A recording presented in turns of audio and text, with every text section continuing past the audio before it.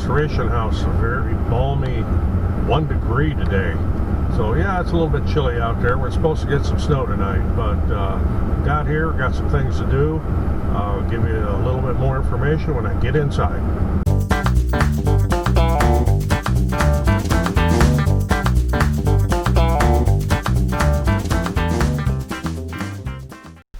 I'm Roger, not in the shop, but in the renovation house. I'll give you a little bit of an update on what's happened the past week or two here and some of the things that have gone on, some discoveries we've made. And I'll get into those here with, I'm going to call them kind of random bits of discoveries that were shot at different times with different cameras as the week progressed. And I'll give you a little bit of a tour on how the electrical is coming in the basement. And we'll look around at the new windows that just came in 2 weeks ahead of time. So I got all my replacement windows to put in, and the temperature is near 0 Fahrenheit. I think it was 3 degrees this morning. I think it's warmed up to about 5 or 6 now. So won't be messing with any windows here for a few days until it warms up. Top of that, we're supposed to get snow tonight and tomorrow. So things might be delayed there just a little bit. But take you around on a little bit of a tour.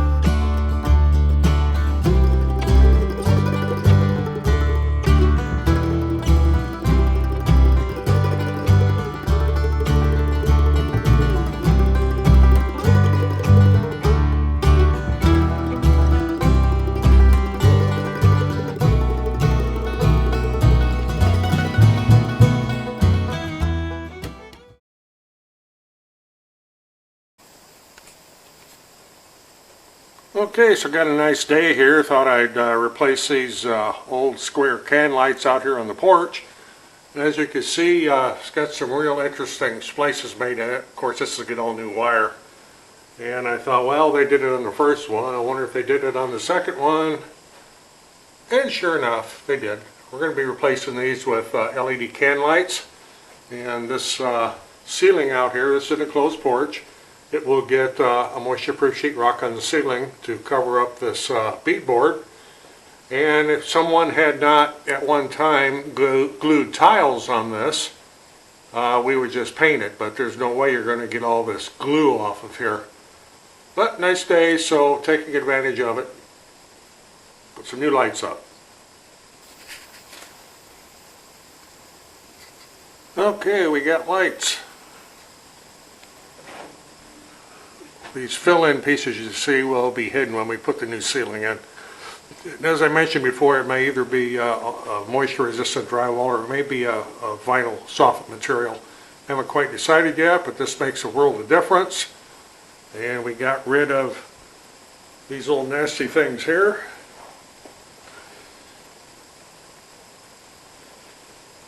And I had to cut a little access hole up here because the way the original knob and tube ran, they went vertically through a rafter and then turned and went into the attic and then put the roof sheeting over. There was no way I was going to pull wire back through there. I had to drill a new hole and make new access. But this will all be covered up. So we got this post light out here that I'm going to do some work on. The top didn't work, and I think I found out why after I took the top off. However, a conglomeration of just something really wild. So we got a 2-pole cord cap, a 2-pole cord body. We've got some stuff just taped together here. Ground isn't connected. It's just kind of wrapped up there. It does have 12-2 with ground UF cable going inside, but this here certainly isn't going to fly.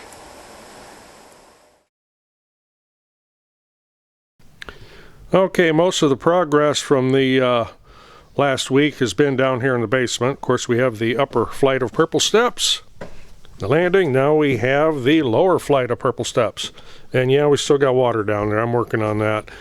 Did get rid of that old knob and tube light that was just hanging here in the doorway. And we have a switch here for the basement lights now. And of course, in this foyer area, I'll zoom up, there'll be a light up there. Be controlled by switches on the wall here. And we'll venture downstairs. We'll show you what's going on here a little bit.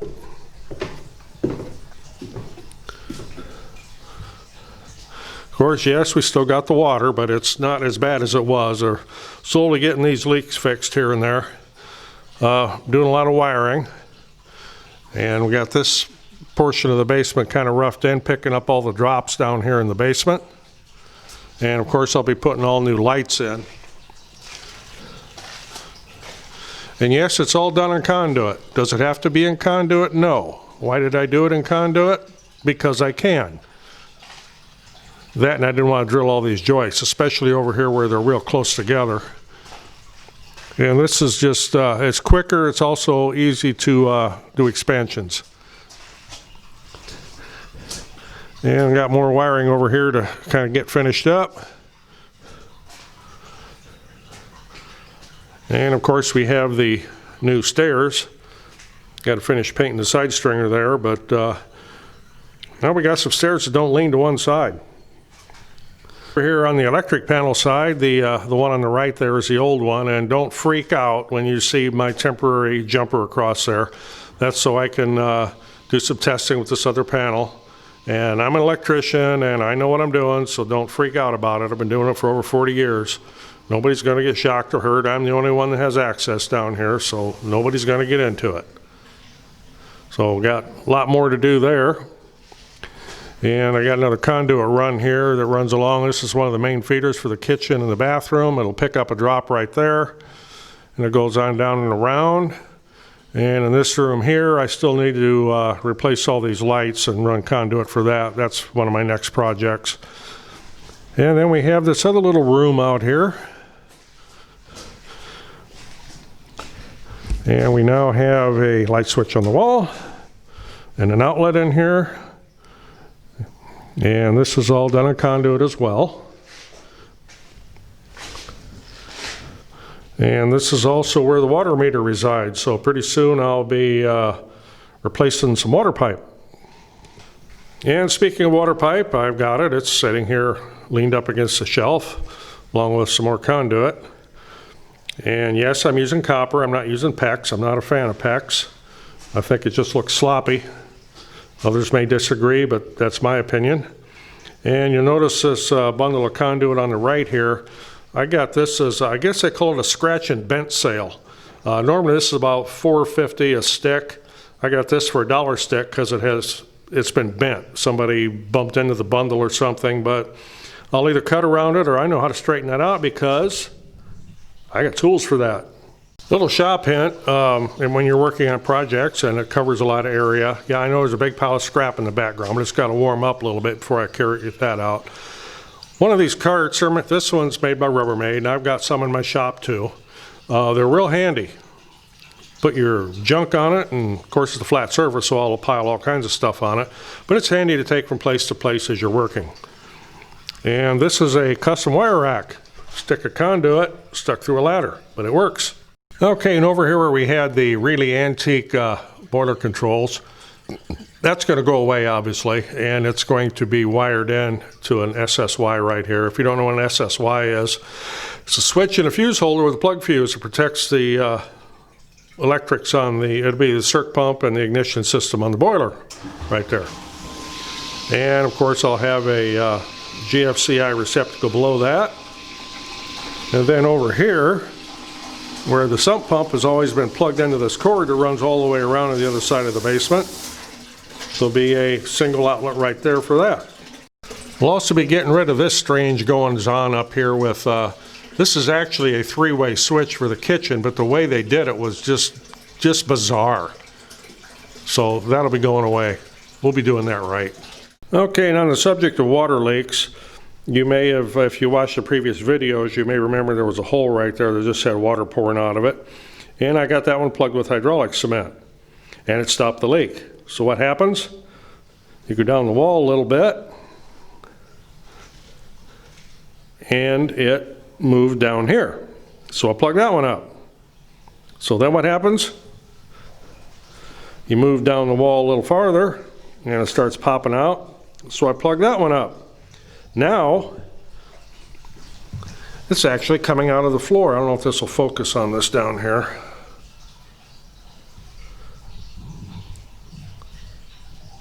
There, I think you can see it. Now it's coming out of the little hole in the floor, so I got that one to fix. Yep, never-ending job trying to get this water stopped down here. Okay, some more progress, and I'm not the one doing the painting because I absolutely detest painting, especially something like this. This closet was painted a blue and green, and there are 2 coats of Kills primer on this to try to hide that color. And it still is sort of bleeding through.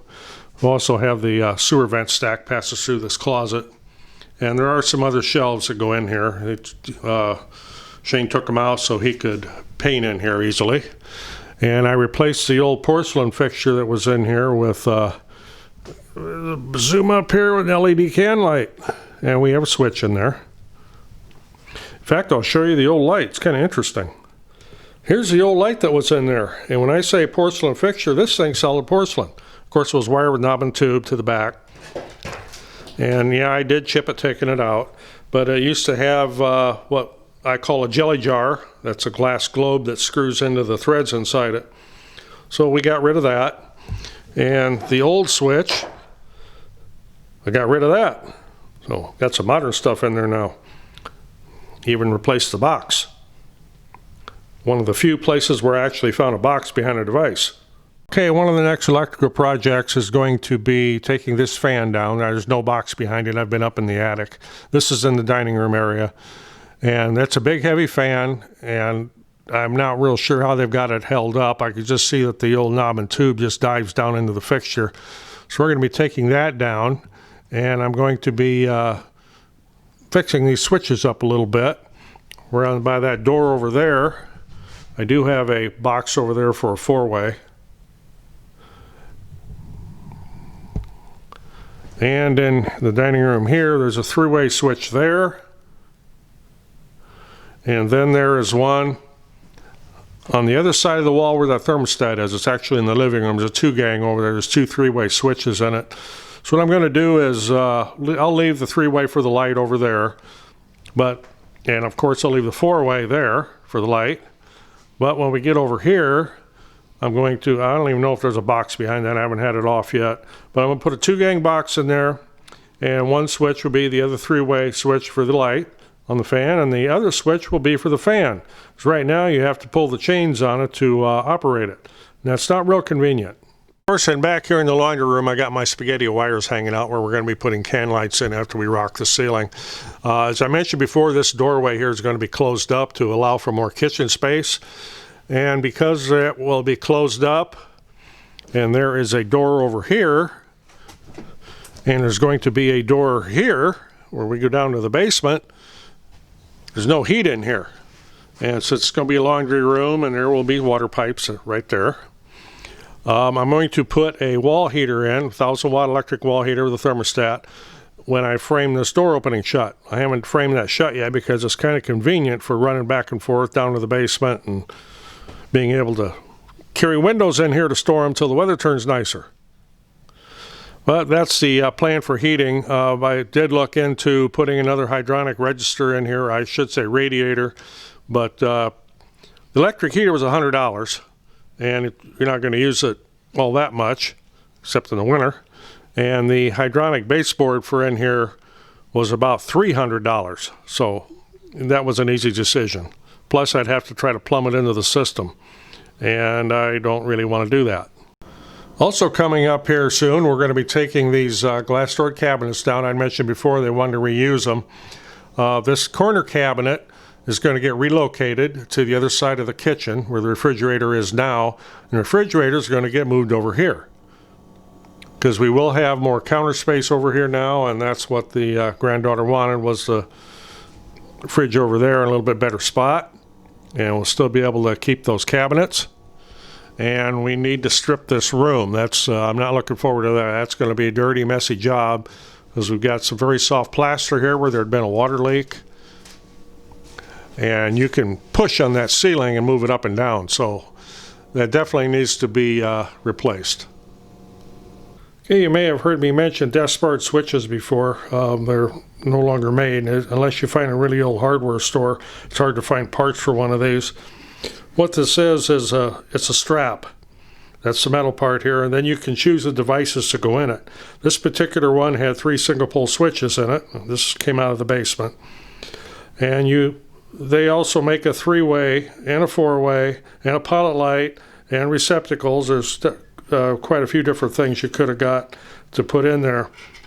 And over here in the kitchen, there's still one on the wall, and that has they're only using 2 of the spaces on each one of the straps, and 3 of those were for outlets, and one of them is a 3-way switch. Actually, it's a Missouri 3-way that goes to the garage. It only has 2 wires, but it still works. And I'm not going to tell you how that works, but it does. It's also dangerous. We're going to be taking that out. That kind of gives you a little bit of an overview of what a desk-barred switch is. I don't know if I can focus in on the...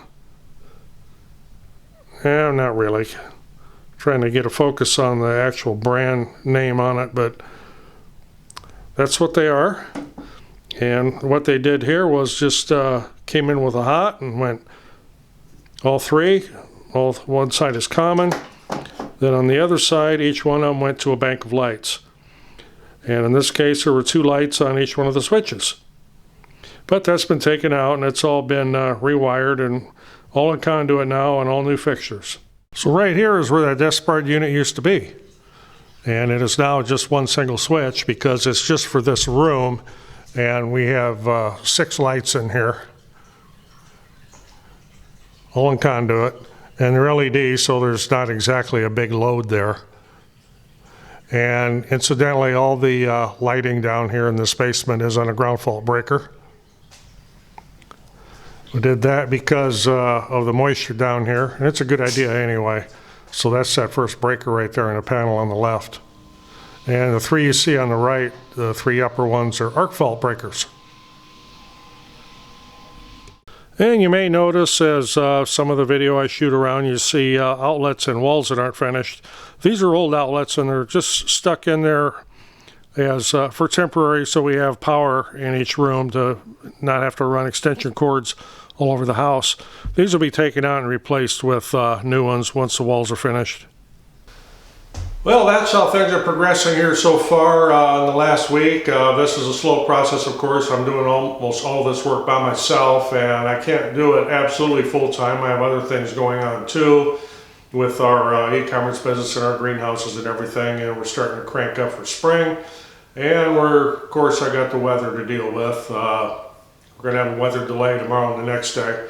But if you got something out of this, appreciate getting a thumbs up, follow along. If you haven't seen any of this, you can go back and play this for the renovation house from the time we first purchased it to the progress we're making up to date. And of course, we're always looking for subscribers. If you hit that little bell next to the subscribe button, you'll be notified when I post another video.